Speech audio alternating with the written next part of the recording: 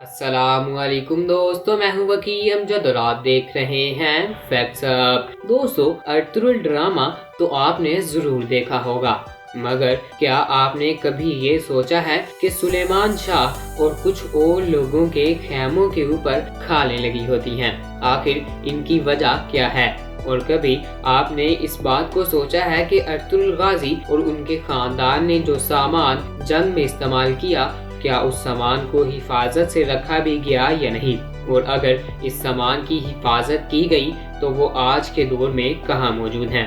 दोस्तों, और ये कि सल्तनत उस्मानिया की सल्तनत खत्म होने के बाद उनका बकिया खानदान आजकल कहाँ और किस हाल में जिंदगी जी रहे हैं। तो दोस्तों, आज की इस वीडियो में आपको इन्हीं सवालों के जवाब मिलेंगे।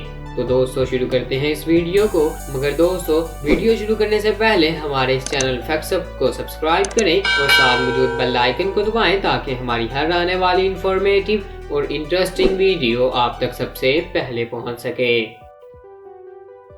तो दोस्तों, वीडियो में सबसे पहले बात करते हैं कि सुलेमान शाह और कुछ और लोगों के खेमे के ऊपर खालें क्यों लगी होती हैं।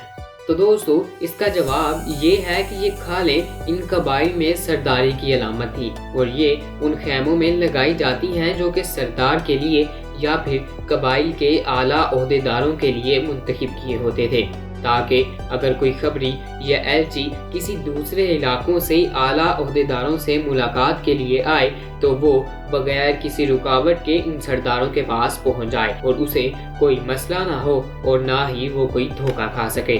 क्योंकि दोस्तों, अगर आपने ड्रामा देखा है तो आप ये तो जानते ही होंगे कि कबीले में सैकड़ों की तादाद में खेमे मौजूद होते हैं और उनमें कोई खासा फर्क नहीं होता। दोस्तों, इसी के साथ साथ कुछ लोगों का मानना ये भी है कि ये खालें रोशनदान का काम भी करती हैं, मगर इसमें कोई सच्चाई नहीं, क्योंकि दोस्तों, इन खेमों में रोशनदान के तौर पर गोलाई में एक जगह छोड़ी होती है जो कि रोशनदान के तौर पर काम करती है और ये खालें सिर्फ और सिर्फ सरदारों और आला ओहदेदारों को अपने खेमों पर लगाने की इजाज़त होती थी और ये सरदारी की ही निशानी है।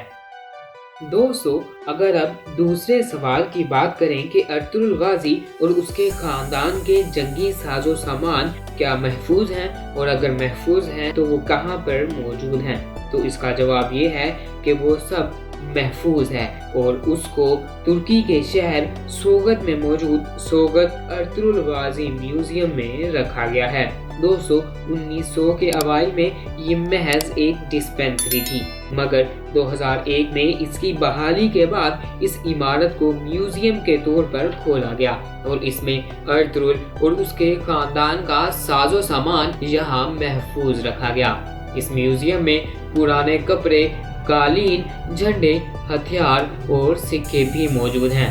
दोस्तों, इस म्यूजियम में उस्मानियों के अलावा रोमन और बाज़ंतीनियों के भी कुछ इदवार के सिक्के मौजूद हैं।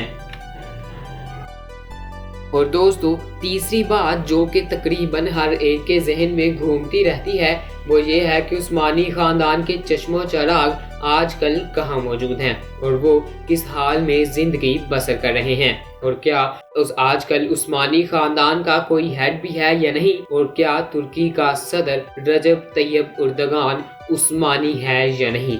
तो दोस्तों, उस्मानी खानदान आजकल के दौर में वैसे तो बड़ी खुशहाल जिंदगी बसर कर रहा है, मगर वो अब बिखर चुका है। उसके कुछ लोग यूरोप में रहते हैं और कुछ को तुर्की में रहने की इजाज़त मिल गई, तो उन्होंने वापस तुर्की का रुख किया और तुर्की में ही रहना पसंद किया। और दोस्तों, तमाम उस्मानियों का एक हेड भी है जिसका नाम है हारून उस्मान। हारून उस्मान अब उस्मानियों को दोबारा इकट्ठा करने की तहरीक चला रहे हैं और दोस्तों, मिडल ईस्ट और नॉर्थ अफ्रीका के कुछ इलाकों में उस्मानियों के चश्मो चराग आज भी सुल्तान के स्टाइल में रहते हैं और इसी तरह जिंदगी गुजार रहे हैं।